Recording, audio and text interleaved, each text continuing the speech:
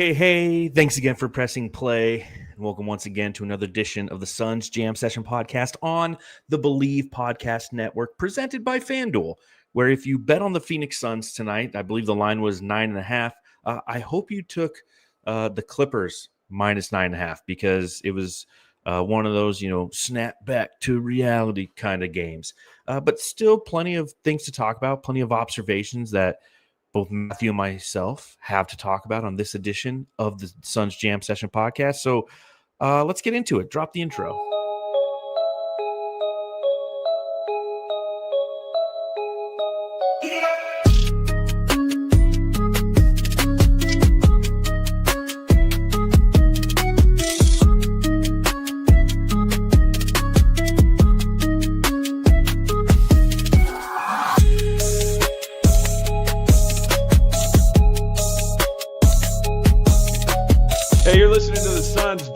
Session podcast, shooting the shit about the Suns since 2019.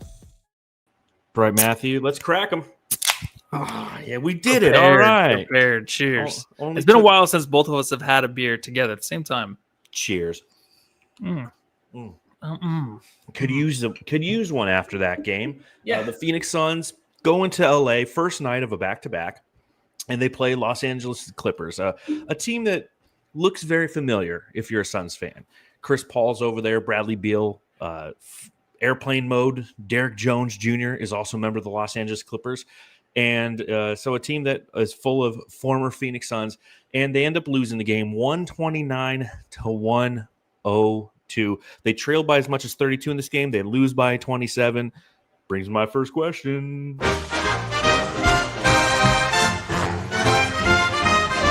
Matthew, I've got to ask. I'm going to ask you, Matthew. How do you feel after that game? It was a different type of game. I think last year when we were losing these types of games where we're down by 30, and the 30, you just know it's over. You can tell by the energy of the Suns. It's a little different because I feel like I can feel this team still trying in a way, but you have the young guys you want to watch. So before I was turning the computer off, shutting it, just watching, or maybe doing dishes. Now I'm like not taking notes anymore, but I'm sitting and just watching and observing and just enjoying. I know they're down by 30, but I'm kind of enjoying like, oh, here comes Fleming. Oh, here comes come on. Like I'm excited to see what they can do in these types of situations when if they let go of the energy and they let off the gas, then I'm going to be disappointed, but they don't. I know they're down by 30, but they're still trying. So I was kind of into it still a little bit today, being game 2 of the season. I see what you did there. Intuit, like the Intuit Dome, which is where they were playing tonight. I agree. Obviously this is a game where, and we'll talk about a lot of the different reasons why the Suns ultimately failed so miserably in this one.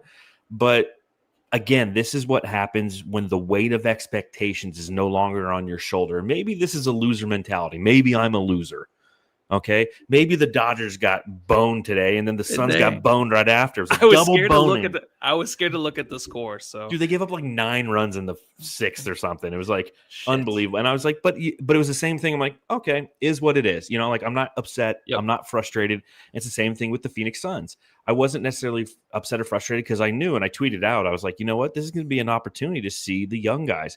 And while they're not going to have a great impact, it's an opportunity for them to get out on the floor. And that's what this season is about. It's about the future. It's about development. It's about making sure that the guys that you have ultimately fit into the schemes that you want, because we can see the toughness, the grittiness, the things that hopefully will continue to translate as the season progresses. But when you obviously take a look at the final score and you see 129-102, if you didn't watch the game and you wonder how we got there, Matthew, how do you feel we got there?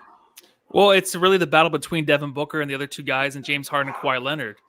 The game was, the Suns game in the first 6 minutes in the first quarter. There was a lot of hustle. There was a lot of great playmaking by Devin Booker. The defense was there.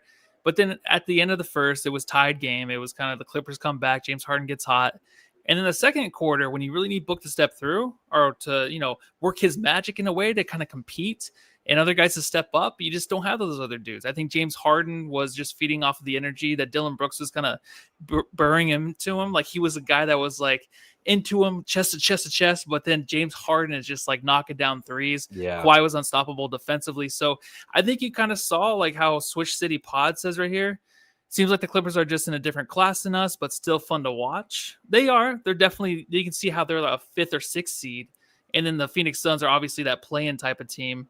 And that's really the difference, I think, man. They're just outplayed by a team that's full of veterans and that's long, lengthy, and can get you in different ways defensively. It's funny because you said the Suns are like a play-in team and they're like a 4th or a 5th or 6th seed. And I see it the exact opposite. I see the Suns as a team that doesn't make the play-in, and I see the Clippers as like a 3rd seed.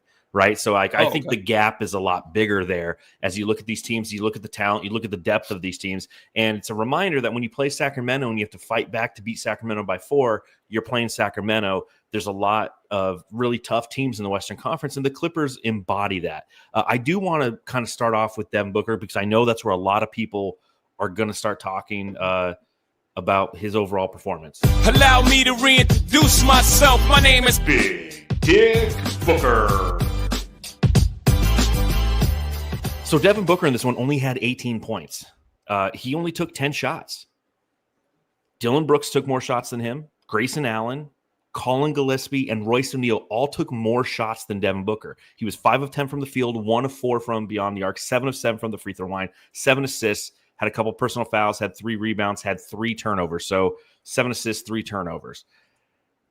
This is where I think that it's early in the season, and Devin Booker's feeling his way through what this team is, what this iteration of Phoenix Suns basketball is. But I think that this team would benefit from him being more alpha-minded in trying to generate his shots. Now, granted, the Clippers, that was their plan tonight. Anybody but Devin Booker is going to beat us. They were throwing doubles at him. They were throwing triples at him at times. But that being said, the great ones, the Batmen, not the Robins, the Batmen, know how to navigate out of that or pass out of it and then get to an open spot and then fire at will. And Devin Booker simply didn't have it tonight. You look at the first half, Devin Booker only took 5 shots in the whole first half. 5 shots. He was 2 of 5. He had 8 points at that half. Meanwhile, again, Grayson Allen had 7. Royce O'Neal had 8 field goal attempts. Dylan Brooks had 12 field goal attempts. Is there something wrong in the way that Devin Booker is approaching these games? Is he taking too long to try to feel out the competition? Or is this a result of the defensive focus of the opposition to try to shut him down? Oh, man, there's a lot of different ways he can go. I think in the first 6 minutes, obviously, I think he had 4 of his 7 assists in this game. It started out great. There's something about Book where you want him to pop off the screen, but he doesn't. He's a guy that obviously fills in spots needed with the team where it comes defensively or offensively in certain roles. But when you want like a guy like a James Harden or Kawhi to kind of take over a game like those guys did, he has a hard time. Obviously, it's only game 2, but that's always in the back of my mind. It's like, can Booker show me like, hey, can he be someone that I can trust moving forward, right? 2030-31, he's like the 4th in the NBA with earnings right now, highest earnings in the NBA. And when you look at that and you look at like what he could do on the court and can he be the number 1? Because that's number 1 money right there. That's a guy that you're looking to build around. It's very disappointing to me in a game like this. I think coming out 2-0 to start the season would have been great. Even maybe a fight to the end against the Clippers team that we obviously know is a playoff team. But to me, I don't know if you agree, though. It was disappointing. And I don't think I'm really going to make excuses for the guy this year. It's a huge year for him this year. And there's a lot at stake for him. I know this team obviously is not going to win a championship, but you want to see growth in areas where it's like, damn, dude, like this guy got us these victories against the Clippers, against games against the Nuggets, maybe tomorrow. You know what I mean? He's a guy we can trust with the ball. It's like, you're not seeing that right now. So I don't know what is up. Do you know? Like, do you have any idea what's up with him? Well, I just think that it's early in the season and he is trying to learn what his spot is. Now, I'd prefer, obviously the preference here is that he steps up and completely controls this team. But at the same time, he needs to, as Seth Logan Hopkins says right here, he goes, this is leading, developing younger guys. And as you mentioned, he was dishing assists in that first half. He had 5 assists, 8 points, but he had 5 assists. And so what he's doing is he's navigating the space, knowing that he's going to pull the gravity of the defense, and he's relying on his team. He's doing what he can to set his teammates up for success. The challenge, and there's certain things every season, I feel like I have these narratives in my head, and as the season progresses, I either see them fortified or I see them completely blown out of the water. And there's one main narrative that I'm probably going to harp on until I see that it's proven wrong this season, and that is the fact that this team has a hard time shooting the ball. They don't have a lot of great shooters. And so you take a look at their shooting percentage overall as a team tonight. They went 37 of 90, okay? That's 41.1% from the field. Ooh, dang, stat me. That's your stat. And now it's time for some trivia. You know what time it is. Trivia time. All right, Jamsters, if you're listening to the podcast, say what you think this number is out loud. If you're watching, let us know in the chat. And then, Matthew, I'm going to allow you an opportunity to guess. 41.1% is what the Suns shot tonight. How many times last season did they have a shooting percentage less than 41.1% in their 82 games played? Damn, okay, again, before you answer, 37 of 90 from the field. That's 41.4. Now, they were 34% from beyond the arc. They were 16 of 47. Now, granted, the Los Angeles Clippers also hit 16 three-pointers, but they did it on 29 shots. They did it on 18 less. So how many games last year did the Phoenix Suns shoot 41.1% or lower? I'm just going to say the old goose egg. 0 times. Okay, so the chat is firing with a lot of different numbers. You have Sakes is saying 12. Swish City Pod, Bruce says 35. Armando Marine Jr. says 24. Johnny Timestamp says 35. Keith Nettles says 35. 12 games from Saul, 8 from Seth, 12 from D-Wig. Everybody's over 7 times last year. 7 times. 7 times they shot worse. So it's a reminder, Suns fans, that this team is not the team of last. And we know this, like Kevin Durant's gone, Bradley Beal's gone, even though he's not really contributing much to the Clippers as we saw tonight. But a lot of the shooting is gone. And that's going to be a challenge for this team. We saw some great ball movement. It was beautiful. The Suns opened up a 9-point lead in the first quarter in this game. And the way that they did that was their ball movement, was their off-ball movement. There was some beautiful offense. Unfortunately for them, after going up by 9 points, Matthew, they were outscored 115-79 because the shooting stopped. And it's what we saw in the first half against the Kings. They just couldn't shoot, even on wide-open shots. And so that's going to be a challenge of this team, is the fact that they might have some beautiful offensive schemes instituted by Jordan Ott. But opposing defenses are going to know, hey, if we key in on Devin Booker, the rest of the team is going to have to beat us. And right now, the rest of the team can't. This is one of the reasons we're going to need Jalen Green. Now, Jalen Green also isn't an efficient shooter, but he can at least bend the gravity of the defense enough to open up Devin Booker in spots to where he can kind of get on one of those runs and really set the tone for the team.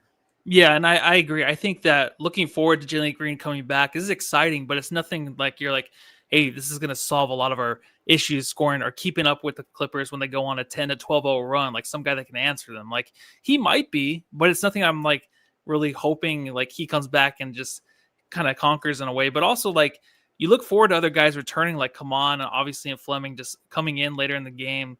There's a lot of dudes that you like to see come out in the lineup. There's guys like Nigel Hayes-Davis who did have a couple shots in the game that you don't want to see anymore. You kind of see Oso kind of Ryan Dunn always kind of fades towards the end of the game. He always starts out great, but he kind of fades towards the end of the game. Like there's just adjustments you think that maybe Ott can make to kind of keep this team in games, but it's really going to come down to Devin Booker trying to get his at times, and also like you said, finding other guys and helping this team grow. So it's the team is being pulled in so many different ways. I feel like right now to where it's just kind of hard to grasp what you're going to see the next game and the next game. I think last year and the year before, you kind of knew like the effort wasn't there. If these guys can start hitting shots, their defense obviously is going to be there. Their give up is not going to be there because they don't give up. Exactly. So that's what's going to carry them. So I think this team obviously has high hopes, like maybe have like, hey Booker, can you just come out and force some shots, kind of get in a groove early on instead of finding us, because we have a lot of hustle guys around here that will do the dirty work. Maybe that's what they need, but like I said, it's a lot of different things like kind of going on with this team, especially with Book having to handle all of this in the first season, really where he's by himself. And I think that this is going to be a challenge for this team, because I don't think that the Clippers are a great defensive team. They're an older team. I feel like if you get down to the paint, Ivica Zubac can kind of move you off your shot. Kawhi Leonard's easily a plus defender, but James Harden's not a plus defender. Bradley Beal's not a plus defender. Derek Jones Jr.'s handsy, and he can be a pest at times. But there's going to be other teams that the Suns play that are much more defensively proficient and efficient, and they're really going to feast on the fact that the Suns can't shoot outside of Devin Booker, so they can just swarm Devin Booker. Because I agree, the best recipe for success for this team is for Devin Booker to come out and set the standard right off the bat. Have one of those 15-point first quarters, get everything going, and that's going to kind of start to open up other aspects of the team, because, again, those defenses are going to bend to him. But it doesn't matter how much they bend to him if the people around him can't shoot. That's going to be the issue. I think I said on the last podcast, I definitely have written about it numerous times on Brightside. It's one of those funny things, because I'll write about it on Brightside, and then people in the comments will sit there and they'll be like, well, if you take a look at, the points per game on each one of these players, you'll get X amount of points from this guy and X amount of points. I'm like, it just doesn't work like that, man. To think that you're going to get X amount of points from Dylan Brooks based on his performance last year, it's like he was like the third or fourth option on that team, if not the fifth option. Whereas right now he's acting as the first option, and worst case scenario, the second option. So yeah, that's hard. Yeah. And just really quick, there are two guys too that I feel like I'm yelling at the TV, like, what the fuck are you doing? And usually it's Nigel Hayes-Davis and it's Devin Booker right now. Like, those are the two guys out of the whole team that really aggravate me. Everyone else, I feel like, kind of is fitting in a way to where they're trying to play their role, but obviously they can't do more than what they can do. And they're not going to be a number one or number two or number three next to Booker. These are guys that are like a number 4, number 5 on the team. But when Booker is kind of having a frustrating game, maybe getting inside his head of like, should I be the guy? Should I knock down some shots? Should I take over? Should I be aggressive? Like that, then you can kind of see that kind of spilling onto the court. It kind of just makes for a messy game again. Yeah, see, I don't get aggravated because I understand the why. I understand that Devin Booker, like, he might want to be the guy get involved, but when you're getting doubled and triple team every time you have the ball, or there's an extra arm coming in, it's hard to execute. Again, one of the things I've always said about Devin Booker, and again, I hate to beat a dead horse here, but the challenge that Devin Booker will always have is he isn't an elite athlete. He doesn't have the one thing that he does better than other people that makes him potentially a star is how he elevates on his jumper. He jumps out of the gym when he shoots a basketball, but he doesn't have insane length. He doesn't have insane quickness. He doesn't have insane athleticism. And so therefore, that's the great equalizer for him as a player. So when you do start to double team him, he doesn't have any of those attributes to get out of those double teams. So he has to be passive. He has to be forced. They're forcing the ball out of his hand. So I don't get aggravated. And like, I see it on Twitter and everyone's kind of dogging Devin Booker right now. Like, he needs to be better. It's like, yeah, he needs to be better. But literally the entire game plan of the opposition right now is so he's not better. They want the other Suns to beat you. And in a game like this, and many games that will occur this season, they're not going to be able to beat you. And that's why the Suns are going to end up being what the Suns are this year. Yeah. And I keep thinking too, I'm like, moving forward after this season, like, who is the guy? Because obviously right now I'm standing where Booker's the number 2 or number 3 on the team that might win a championship. But like, who's the other guy that will ever get to kind of help Booker? You know what I mean? Because he is very limited. He definitely is. And I know you said like the double teams came and stuff, but he was so slow tonight to get to his shot. And sometimes he would pass up on shots and kind of drive in and get a little bit deeper. Yeah, there was a couple of those times he touched the paint and I was like, finish. Stop dishing down there to Mark Williams when he's not ready. Yeah, but he looks slow. But that's why I always think, like, is he overthinking? And he might be. It might just be too much for him right now in game 2. So we'll see how he plays in the next week or two. Absolutely. And again, when Jalen Green comes back, I think that's really going to be telling about who and what this team can be.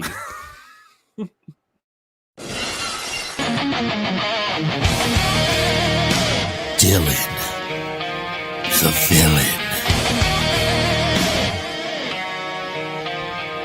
All right, so when you have Dylan Brooks on your team, there's good and bad, right? And he was definitely in that zone tonight. When you're going up against Kawhi Leonard and James Harden and Bradley Beal, Dylan Brooks is engaged. You see, he ends with 21 points, 5 of 10 from beyond the arc. He had 3 rebounds, a couple assists, 5 fouls, 2 steals, 4 turnovers. I'll ask you this. Do you think that the aggression by Dillon Brooks is what spurred James Harden into into going into heat check mode in that second quarter? I don't. I really don't, because I think James Harden, and I talked about it before the season, where I think that he is still a guy that can win you 50 games in a season. He's just that good. He can get to the rim, obviously. He can draw the foul. He can get you off balance quickly. Like, he can hit his shot right in your face coming down the court. Like, he's just that guy always and will always be until he retires. I don't think that sparked him. I think when Brooks does this and he's like the professional wrestler, right? Like, even going through a screen, he's like, oh yeah, fuck yeah, dude. He's kind of like waiting for him to stone cold stun somebody, you know? Yeah, just I know. Kick exactly. somebody and bam. Yeah. He's wild, man. Like, he is a Cam Scatterboo in a way, because he just wants that contact. He wants to get in your face. He wants to talk shit. Of course, we all know this, right? He is a professional wrestler on the team, but the way that he kind of is like earning his trust and stuff with the team, I think it's been instant. Oh yeah, I'm talking about, but also like we need that from him, but we need the other guy, like I said, Devin Booker, to help him out. He doesn't have anybody right now that's going to back him up. Like, James Harden might go out. Though? In what way? Like, so for example, like let's say that Dillon Brooks is getting in James Harden face, right? And they're kind of jawing, because they were a couple times, right? Should somebody else kind of come in, like, you know, his tag team partner come running in, you know, like slide in there, not like get that. his face too? Like, is that what you mean? Or no, you I mean like he needs like the James Harden on the other side to like match shot for shot, like stay in the game with the James Harden, because James Harden's going to go off, but it's about just getting to the fourth quarter, wearing these guys out. So as James Harden's going nuclear, we have somebody to respond in a nuclear fashion, right? Exactly. Yeah, that's all it is. Like, you know, James, like they're both wrestling in the ring, James Harden and Brooks, and then have our guy come out at the end with a steel chair, which never happens. And then Dillon Brooks just gets his ass beat the whole time. Like, no one can save this guy because he's given his all. He's always going to play this way. So I don't want to ever argue about like, hey, is this going to be too much? Because we have to deal with it either way. So I'm just looking for another guy to help him out and stay in games and keep this team afloat while he does play his game, while Brooks is in guys' faces and hitting big shots in the game, finding guys in the corner. Like, he does a lot. So I just think he needs this dude next to him, is Robin. Well, so what I'll say is, when he was going nuclear, when James Harden was going nuclear, the Suns were, for the most part, matching shot for shot. It was Royce O'Neal. He had 3 made 3-pointers in the second quarter, as did James Harden. And then Royce O'Neal actually got into it with James Harden a little bit. You know, he kind of hard fouled at the end of the period. So I feel like the guys were there doing it. I mean, because the Suns went 5 of 15 from 3 in the second quarter, but the Clippers were 7 of 11. You know, so they kept throwing the haymakers because they're more talented. So I feel like the guys are trying to do exactly what you're saying. It's like, listen, Dillon Brooks is going to be the tip of the spear from aggression. But as he's being the tip of the spear and getting that guy riled up, but this is the negative part, right? This is kind of why I led with that question. You know, this is the negative part, is there's going to be nights where Dillon Brooks is getting into it with somebody and it affects them. Mm-hmm. But the other side of this is the NBA, and there's going to be nights where he's getting into it with guys and it's affecting them, but it's motivating them. And I feel like that's what happened in that second quarter, is he was starting to jaw big time with James Harden. James Harden's like, fuck you, I'm just going to start hitting threes. And he just kept taking him further. He was heat checking himself. And unfortunately, like, that's the double-edged sword of having Dillon Brooks. And to your point, you need to have somebody who has the ability to, as he's talking the shit, he can score some, but they need to score too. Now, that being said, again, I felt like Royce O'Neal was doing that. It just wasn't sustainable for a long period of time because, again, this team just doesn't necessarily have the ability to shoot. Yeah, and I don't want to rely on Royce to do that constantly. Like, he's been good in the first 2 games. I think someone said he was kind of trash, but he had some big shots to cut the lead to 12 once in a while. So, hey, that's huge for us right now. But I think what I'm really trying to say, though, is I know that the heat checks going on in the second quarter, but he does, like he said in his press conference after last game, he's like, I wear these guys down to the fourth. And that's why we need other guys to keep the game close. So it's like a full game thing. You know what I mean? James Harden didn't even have to play in the fourth in this one. He didn't. he was in street clothes. James Harden always does, though. He always gives up the 30-point leads constantly. He's always that guy. So that's what I was looking forward to this game. Maybe if we're down by 15 in the fourth quarter. like we have a chance to come back and maybe books that guy to help out Dylan Brooks, because Royce O'Neal can only do so much in my book. Agreed. Dun dun dun dun dun dun dun dun. Dun dun dun dun dun dun dun dun dun dun dun dun dun dun dun dun dun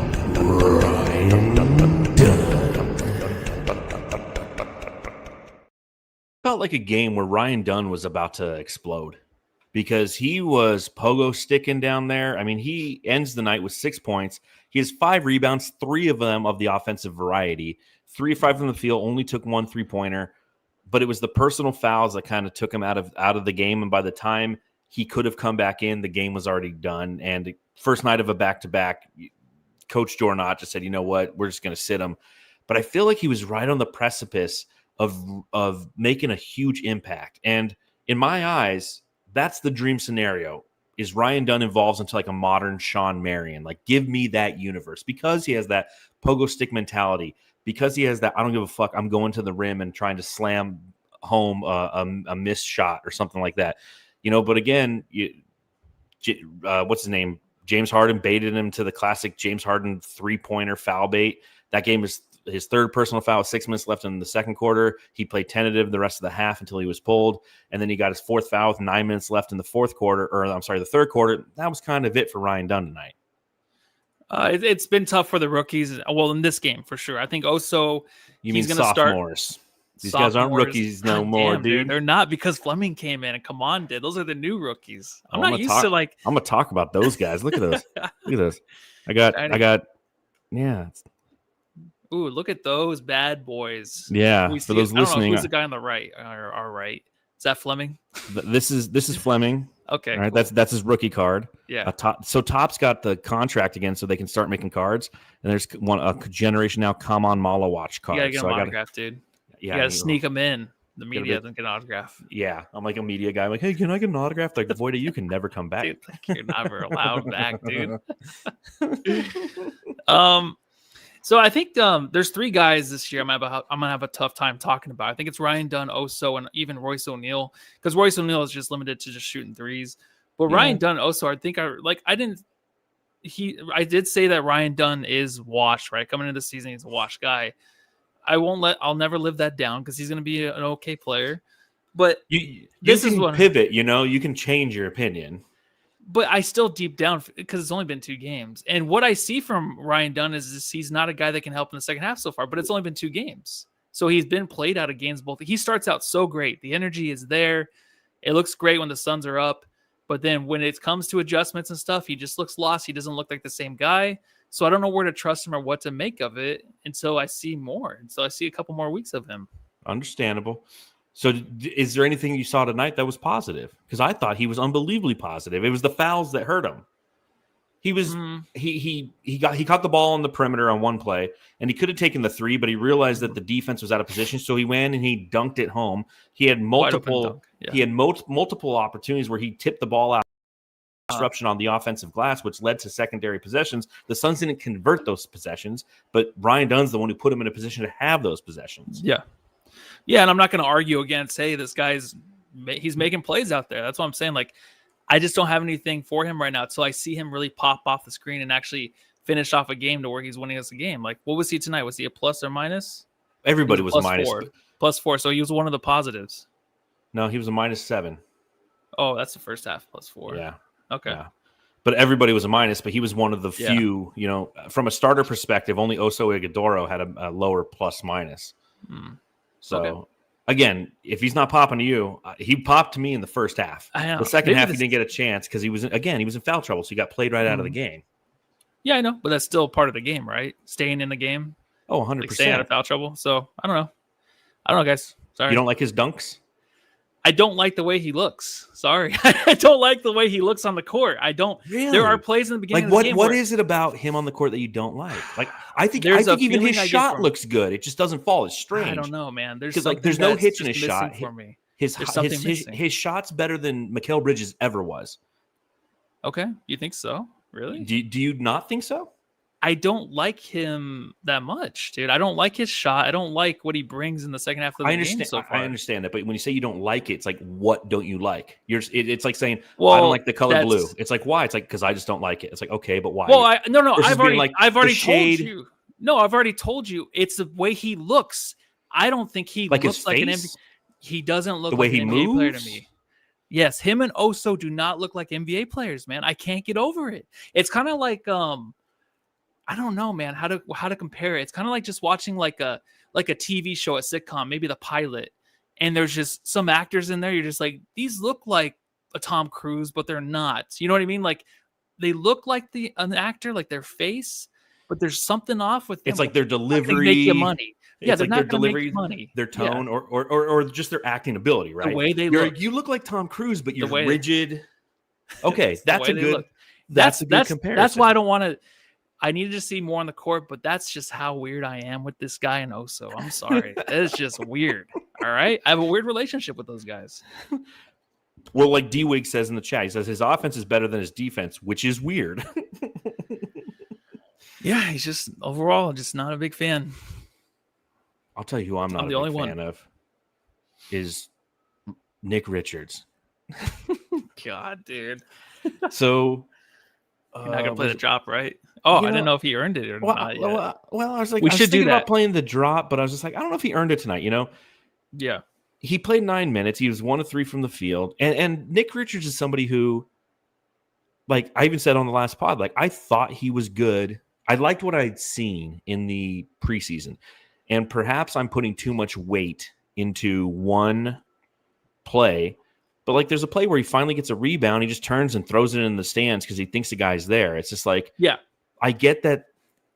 That's where the guy was. Colin Gillespie was supposed to be in the corner, but he wasn't. But like, you still have to look over there and see somebody. Like, I don't know. There's just this disconnect with Nick Richards and the way that he processes, and that's always been my challenge. That was my challenge with him last year. I'm like, the guy has. It's like DeAndre Ayton, right? DeAndre Ayton has the physical tools, but he was always a half second behind the play. And that half second is so vital to success in the NBA that ultimately it hurt him. I kind of feel like that's where we land with Nick Richards. How does this shape up? Because I'm sure we'll talk about Mark Williams, but I mean, we're already a half hour in. But Mark Williams, to me, like I didn't realize like how small he was. You know what I mean? Obviously he's not going to play against a 7-footer defensively. Defensively, he's okay, but I just think that we're getting so lost. We were so excited coming into the season with our center rotation. Now we have Richards and Williams where we're watching them. We're just like, they're not very competent. I think Williams needs more games, more reps, obviously. But Richards is the one guy. If you're going to throw in Kaman at the end of the game, maybe he works himself into the starting rotation, not starting rotation, but the rotation. Maybe Richards finds himself outside because I just don't trust him with the ball. I mean, he had a little hook shot, looked nice, did not go in. But those two guys, Williams and Richards, it's like, I don't really know the difference right now. Like, how are you feeling about Williams too?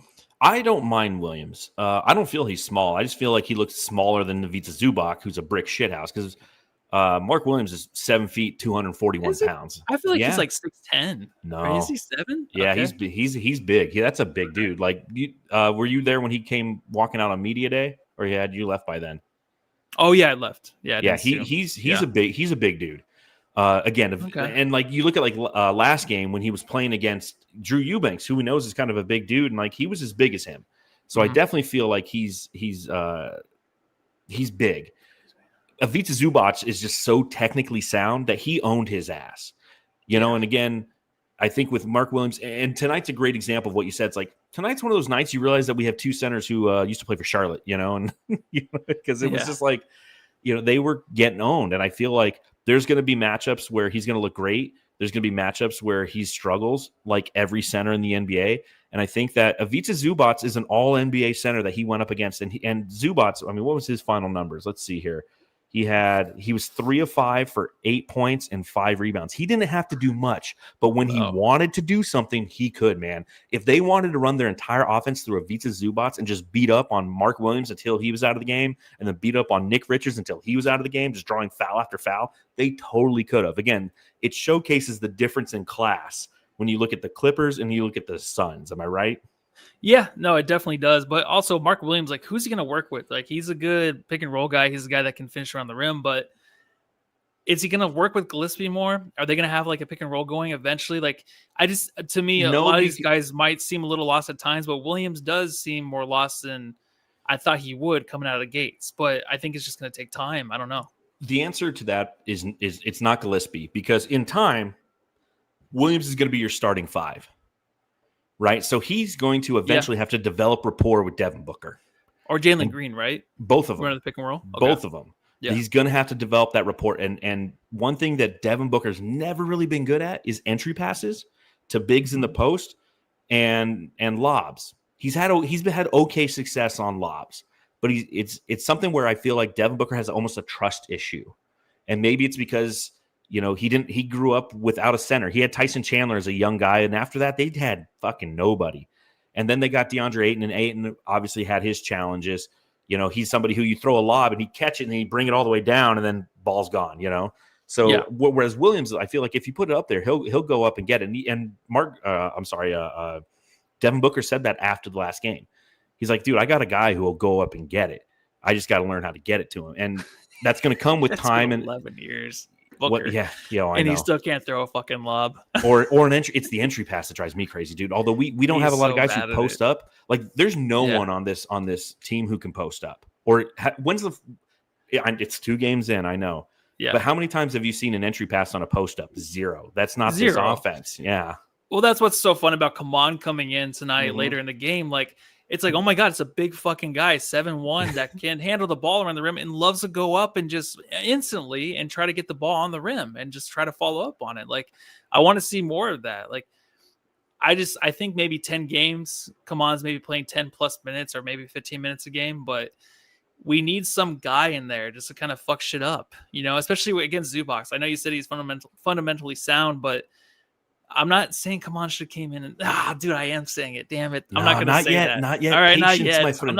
I'm not getting Patience, there yet. My friend. All right. I'm excited to see him though on the court. I am too. Trust me. When he came in and Rasheer Fleming both came in, again, to your point earlier, it was just like in the past when we were down 32 points in the third quarter, you and I were just prepping for the pod. And like, this was like, hey, I'm going to sit here and watch this because I want to see what these guys have. They didn't have anything. There's nothing I don't want to spend a lot of time talking about Kaman Malawatch or Rasheer Fleming other than the fact that, hey, they played tonight. What they do? Pretty much nothing, Absolutely nothing, but it was something.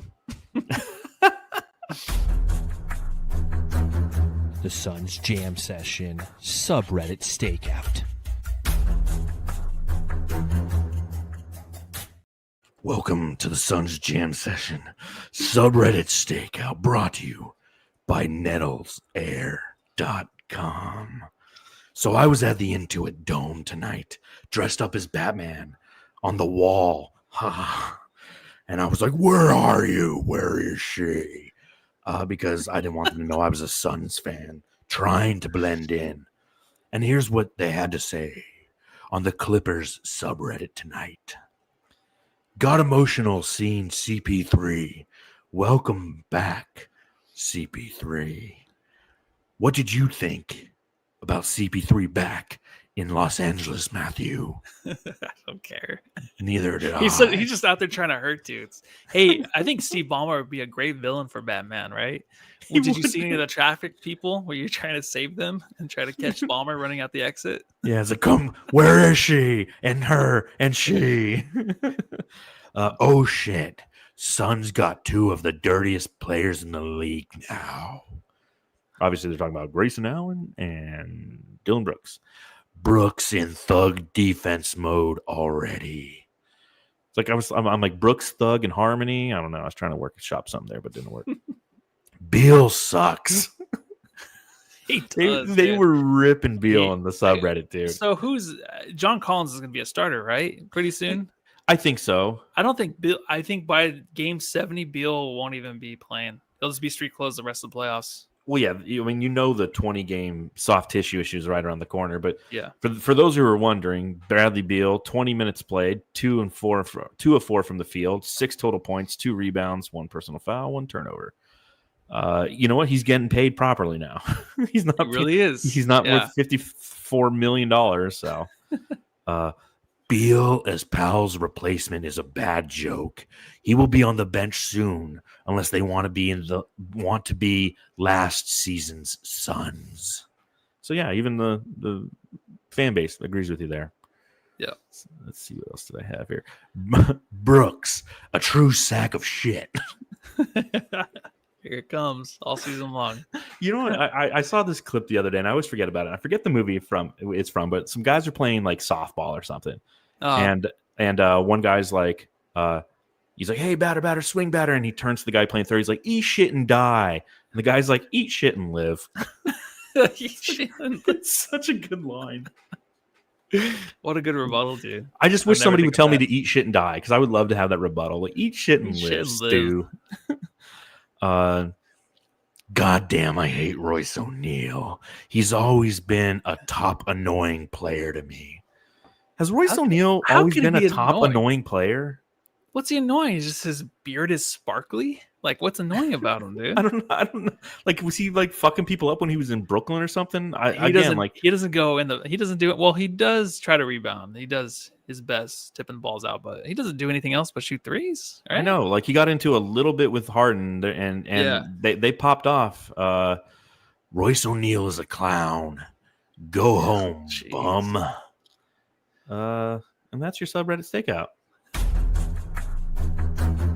The Suns Jam Session subreddit stakeout. Brought to you by nettlelair.com.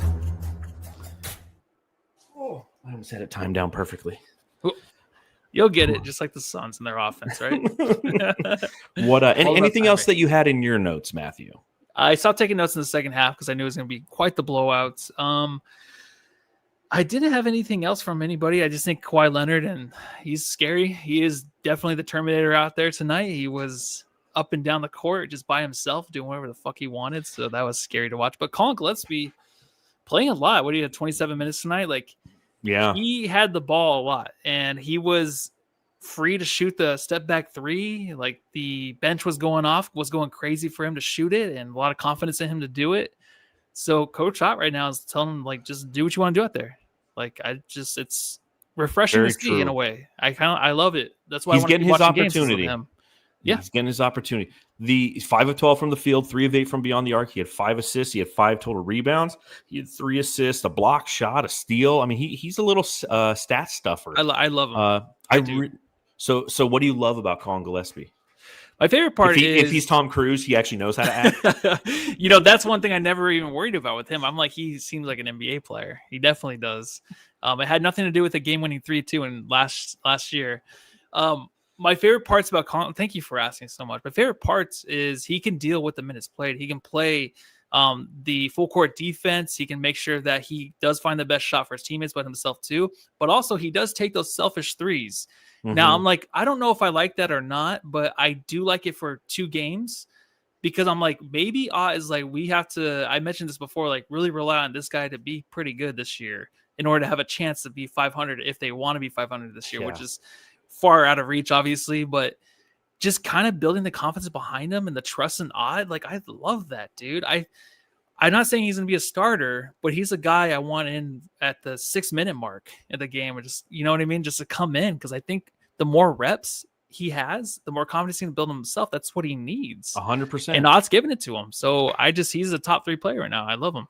You definitely need a spark plug off the bench, and he has that ability. He hasn't really popped for me yet, but I can see the foundation of it. I don't have a drop for him yet. It's like 2 years in. He's going to get minutes. I got to come up with something. What about calling all angels?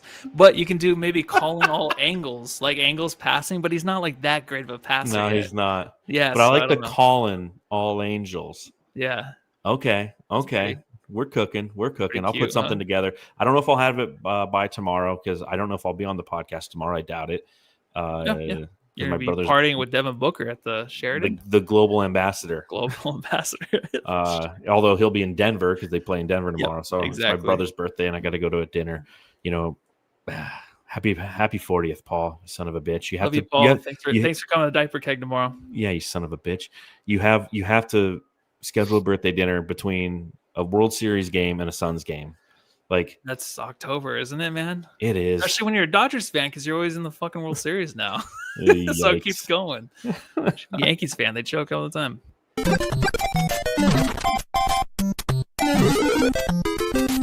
Jam star of the game.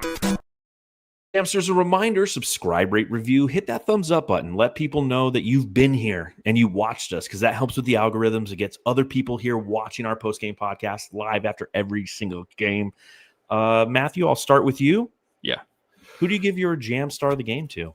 So this year, I think I'm basically giving it to the guy that I enjoyed watching, not just by stats or like, oh my God, what a killer game. Like Ryan Dunn. How'd you know, man? He might get 49 straight games by me. I'm gonna give it to Colin Gillespie. I know I just won on a big spiel, but he is my guy right now. Love it. That's your guy.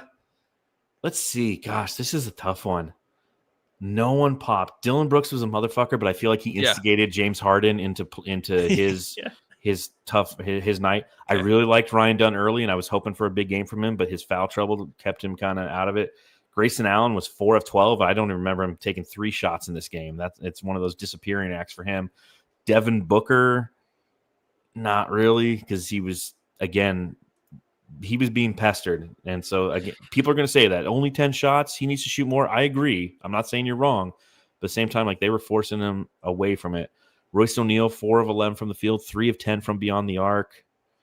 Man, there's not a lot of guys in this one. Nigel Hayes-Davis, in the fourth quarter.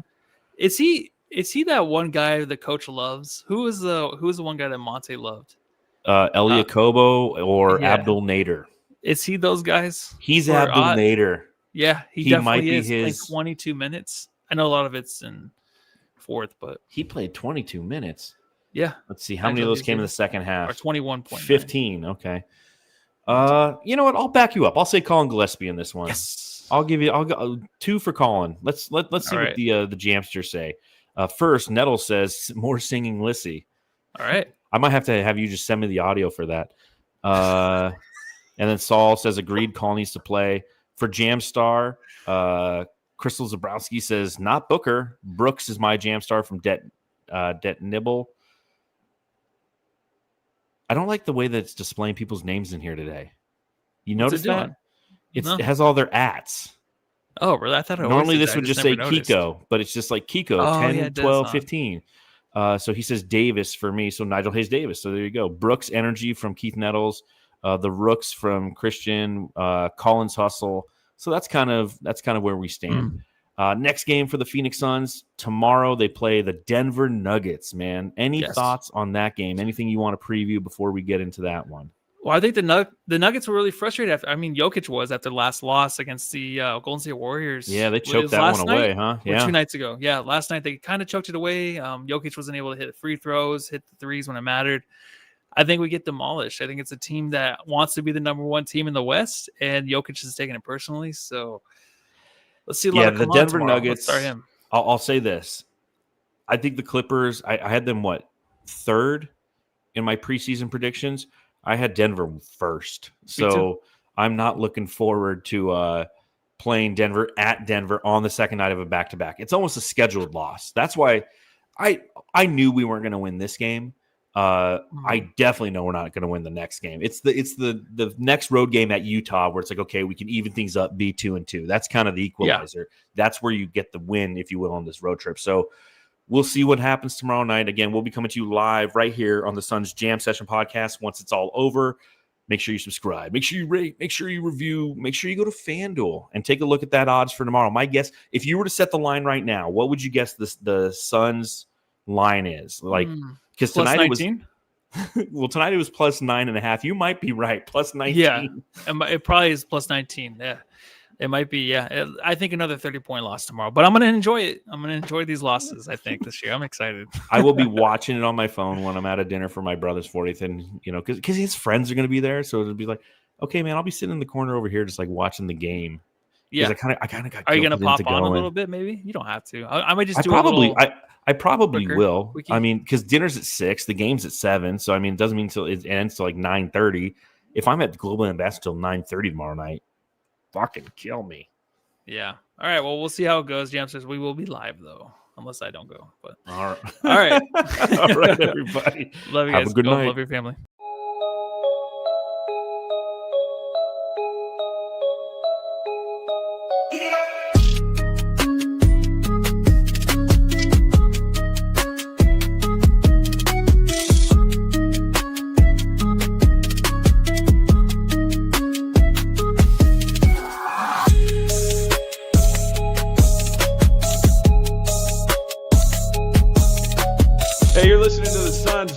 Jam Session Podcast, shooting the shit about the Suns since 2019.